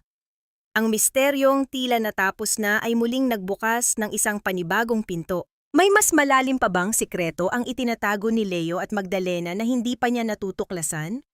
Isang malamig na hangin ang umihip mula sa nakabukas na bintana, tila isang babala na ang bawat katotohanan ay may kalakip na mas masakit na revelasyon. Ang susing hawak ni Elara ay nanginginig sa kanyang mga daliri, habang ang anino ng nakaraan ay muling nagbabadya na lumamon sa kanyang bagong nahanap na kapayapaan. Ang mahabang biyahe patungo sa labas ng Maynila ay binalot ng isang mabigat na katahimikan. Sa loob ng sasakyan, tanging ang mahinang ugong ng makina at ang pasumpong-sumpong na paghampas ng hangin sa bintana ang maririnig.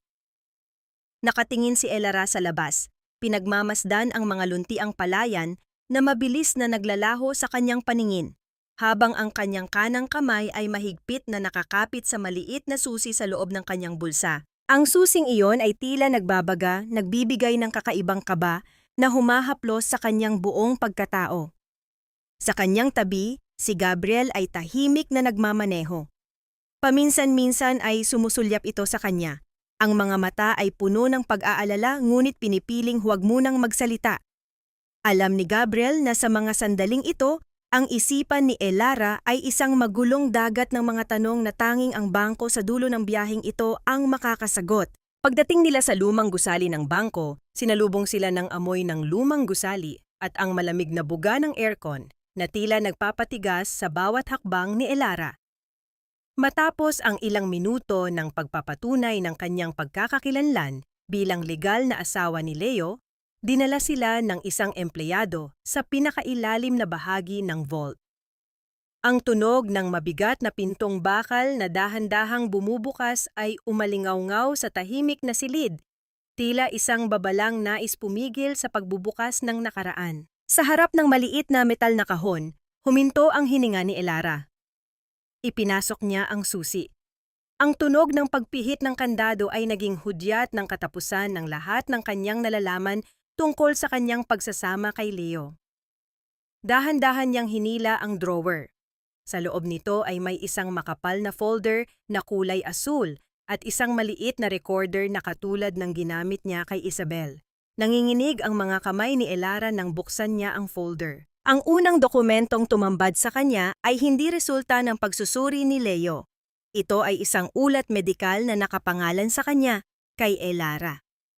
May petsang 12 taon na ang nakalilipas, ilang taon matapos silang ikasal. Nakasaad dito ang isang kondisyon sa kanyang matris na bunga ng isang aksidenteng naranasan niya noong bata pa siya, isang bagay na hindi niya kailanman nalaman. Ang resulta ay malinaw. Siya ang tunay na may permanenteng kapansanan sa pagkakaroon ng anak. Napaatras si Elara, ang kanyang likod ay tumama sa malamig na pader ng vault. Ang mga dokumentong hawak niya ay dahan-dahang nahulog sa sahig. Kung siya ang baog, bakit may hawak siyang resulta noon na nagsasabing si Leo ang may problema? Mabilis na pinulot ni Gabriel ang recorder at pinindot ang play. Ang boses ni Leo na tila galing sa ilalim ng lupa ay nagsimulang magsalita. Ang boses nito ay puno ng pait at pagsisisi. Elara, mahal ko, patawarin mo ako. Noong nalaman ni Mama ang totoo tungkol sa resulta mo 12 taon na ang nakararaan, nagwala siya. Gusto kanyang palayasin agad.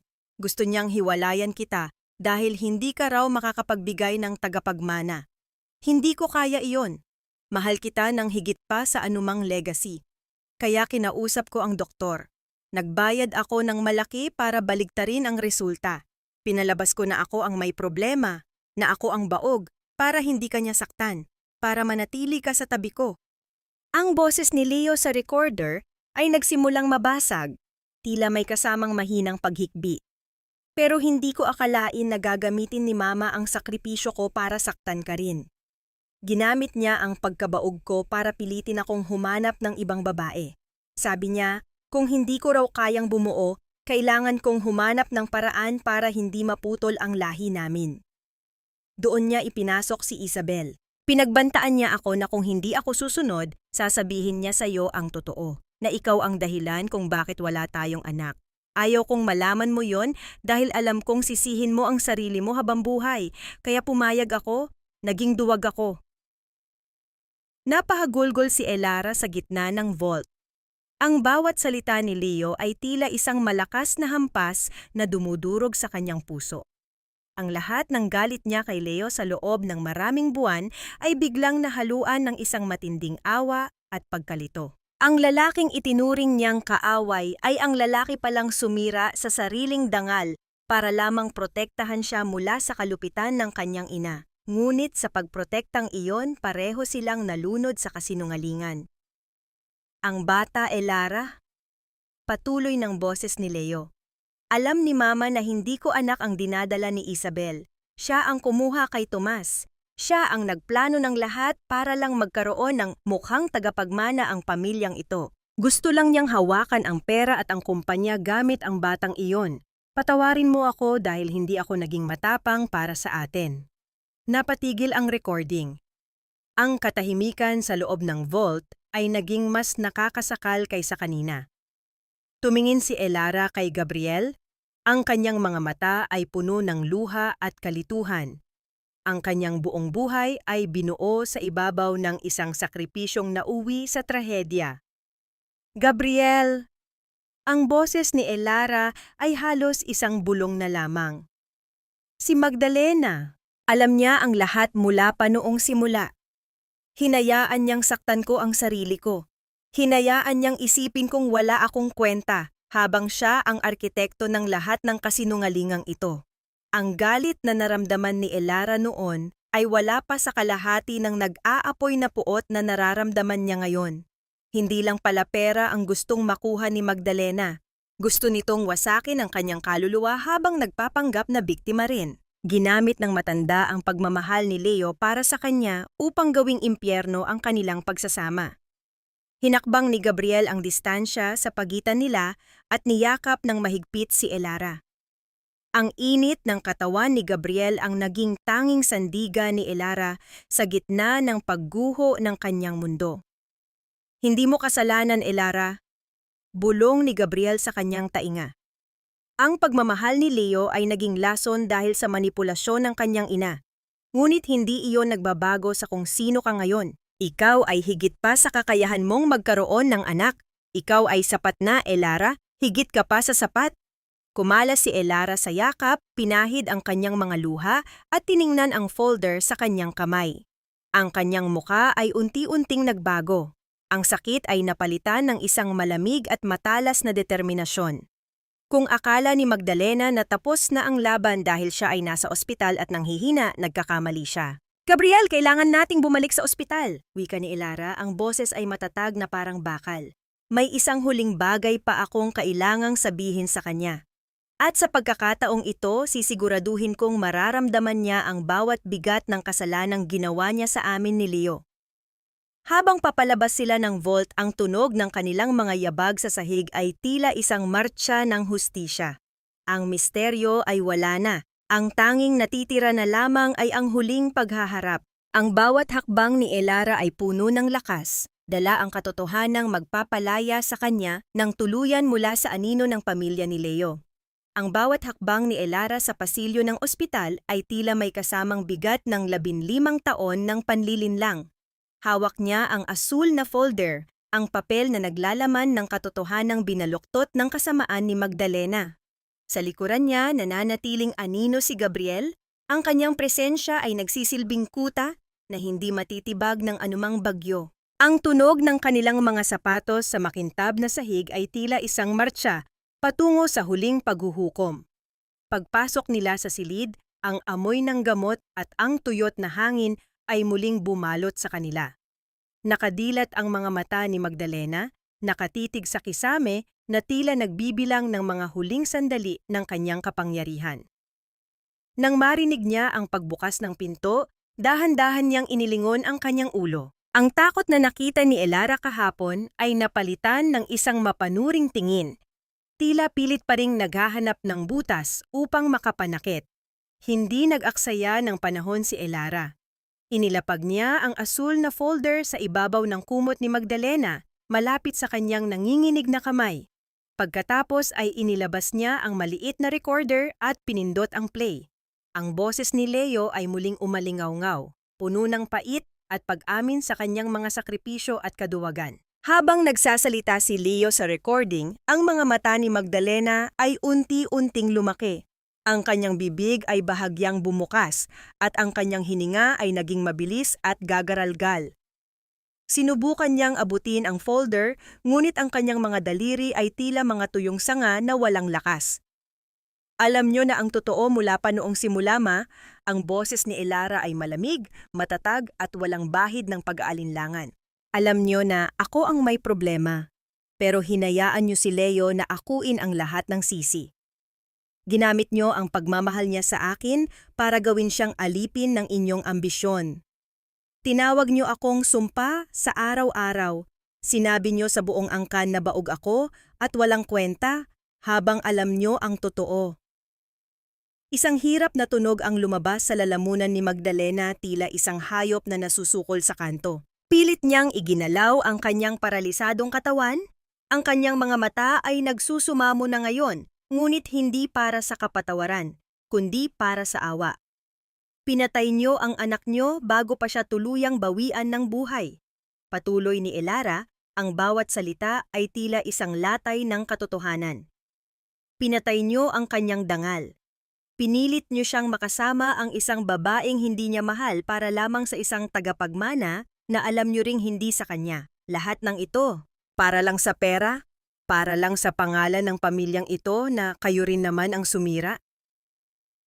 Lumapit si Elara sa gilid ng kama, ang kanyang mukha ay ilang pulgada na lamang mula sa mukha ni Magdalena. Ngayon, wala na kayong hawak sa akin. Ang utang na loob na palagi ninyong isinusumbat ay bayad na. Bayad na ng 15 taon ng pagsisilbi ko sa inyong dalawa ni Leo. Bayad na ng bawat luhang pumatak sa aking mga mata habang nilalait niyo ako sa harap ng maraming tao. Dahan-dahang kinuha ni Elara ang susi ng mansyon mula sa kanyang bag at inilapag ito sa tabi ng folder. Aalis na ako sa bahay na iyon. Ipinagbili ko na ang aking share sa kumpanya sa isang mapagkakatiwalaang investor. At ang bahaging nakuha ko ay sapat na upang magsimula muli. Kayo, maiwan kayo rito sa inyong sariling bilanggo ng kasinungalingan. Wala nang mag-aalaga sa inyo, Ma. Ang mga kamag-anak na nirespeto nyo ay tinalikuran na kayo nang malaman nila ang tungkol sa laro nyo kay Isabel. Isang butil ng luha ang muling gumulong sa pisngi ni Magdalena.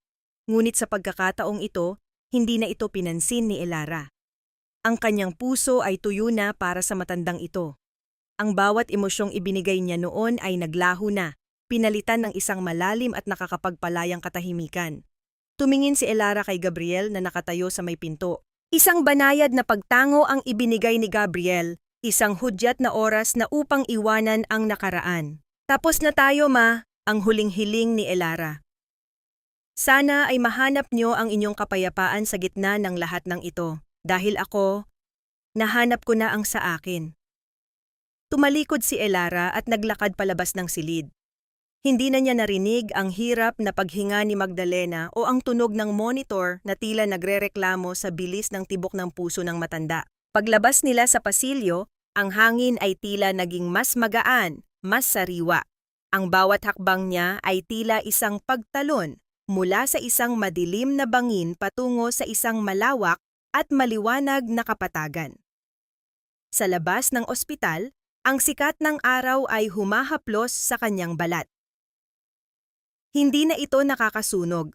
Ito ay nakakapanibago. Hinarap ni Elara si Gabriel. Ang kanyang mga mata ay nagniningning sa ilalim ng liwanag. Ano na ang gagawin natin ngayon, Elara? Tanong ni Gabriel, ang kanyang boses ay puno ng pag-asa at pananabik sa kinabukasan. Ngumiti si Elara, isang tunay at malayang ngiti na hindi na kailangang ikubli sa likod ng anumang maskara. Magsisimula tayo muli, Gabriel. Malayo sa mansyong iyon, malayo sa mga anino ng nakaraan. Bubuo tayo ng sarili nating kwento, kung saan ang katotohanan ang siyang tanging pundasyon. Pumasok sila sa sasakyan at dahan-dahang lumayo sa ospital. Habang tinitingnan ni Elara ang gusaling unti-unting lumiliit sa kanyang paningin, naramdaman niya ang huling pagkalag ng mga syenksik, tanikala, sa kanyang puso. Ang 15 taon ng kadiliman ay natapos na, at sa dulo ng kalsadang iyon, naghihintay ang isang bagong umaga na puno ng liwanag, pag-asa, at tunay na pag-ibig. 3 taon ang mabilis na lumipas, tila mga pahina ng isang makapal na aklat na dahan-dahang nililipat ng mahinahong hangin. Ang sikat ng araw sa baybayin ng Batangas ay malambot na humahalik sa balat ni Elara habang siya ay nakatayo sa balkonahe ng kanyang bagong gawaing bahay. Isang maliit ngunit tanyag na atelier ng mga tradisyonal na telang Pilipino. Ang bawat hibla ng tela na lumalabas sa kanyang mga makina ay simbolo ng kanyang muling pagkabuhay. Hindi na siya ang babaeng nakakulong sa madilim na kusina. Siya na ngayon ang reyna ng sarili niyang pangarap. Sa malayong bahagi ng lungsod, sa loob ng isang payapang pasilidad para sa mga nakatatanda, si Magdalena ay nakaupo sa isang silya na may gulong. Ang kanyang mga mata ay nananatiling nakatitig sa bintana, ngunit ang kanyang isipan ay tuluyan ng naligaw sa mga anino ng nakaraan. Wala na ang kanyang mga alahas, wala na ang kanyang mga utusan, at wala na rin ang mga kamag-anak na dati ay nakapaligid sa kanya para sa pera. Ang tanging naririnig niya ay ang regular na pag-ugong ng bentilador sa kisame, at ang malayo at malamyos na tinig ng mga nurse na nag-uusap. Ang kanyang kapangyarihan ay naglaho na parang usok. Iniwan siyang bilanggo ng sarili niyang katawan at alaala. Si Isabel naman ay kasalukuyang nagsisilbi ng kanyang sentensya sa loob ng piitan. Sa isang liham na natanggap ni Elara ilang buwan na ang nakararaan, humingi ang babae ng tawad. Sinabi ni Isabel na ang batang isinilang niya, ang batang naging instrumento ng kasinungalingan, ay nasa pangangalaga na ngayon ng isang maayos na bahay ampunan. Bagamat hindi kailanman naging anak ni Leo ang bata, nagpasya si Elara na magpadala ng buwanang suporta para sa pag-aaral nito sa ilalim ng isang hindi kilalang pangalan. Ang pagtulong na iyon ay hindi dahil sa utang na loob, kundi dahil sa paniniwala ni Elara na ang isang inosenteng buhay ay hindi dapat magbayad sa mga kasalanan ng matatanda. Naramdaman ni Elara ang dahan-dahang paglapit ng mga yabag sa likuran niya. Hindi na niya kailangang lumingon upang malaman kung sino ito. Ang pamilyar na init na dulot ng presensya ni Gabriel ay sapat na upang pakalmahin ang anumang natitirang kaba sa kanyang dibdib. Naramdaman niya ang marahang pagdampi ng mga kamay ni Gabriel sa kanyang mga balikat, bago ito dahan-dahang bumaba upang hawakan ang kanyang mga kamay. Thinking about the past again? Malambot na tanong ni Gabriel. Iniharap niya si Elara sa kanya. Ang kanyang mga mata ay puno ng walang hanggang paghanga at pagmamahal. Ngumiti si Elara, isang ngiting abot hanggang sa kanyang mga mata. Hindi na, Gabriel, iniisip ko lang kung gaano kalayo na ang narating natin. Parang panaginip lang na dati ay hindi ko man lang makita ang susunod na araw. Pero ngayon, I can finally breathe. You deserve this peace, Elara, wika ni Gabriel habang inilalapit ang kanyang mukha sa noo ng babae.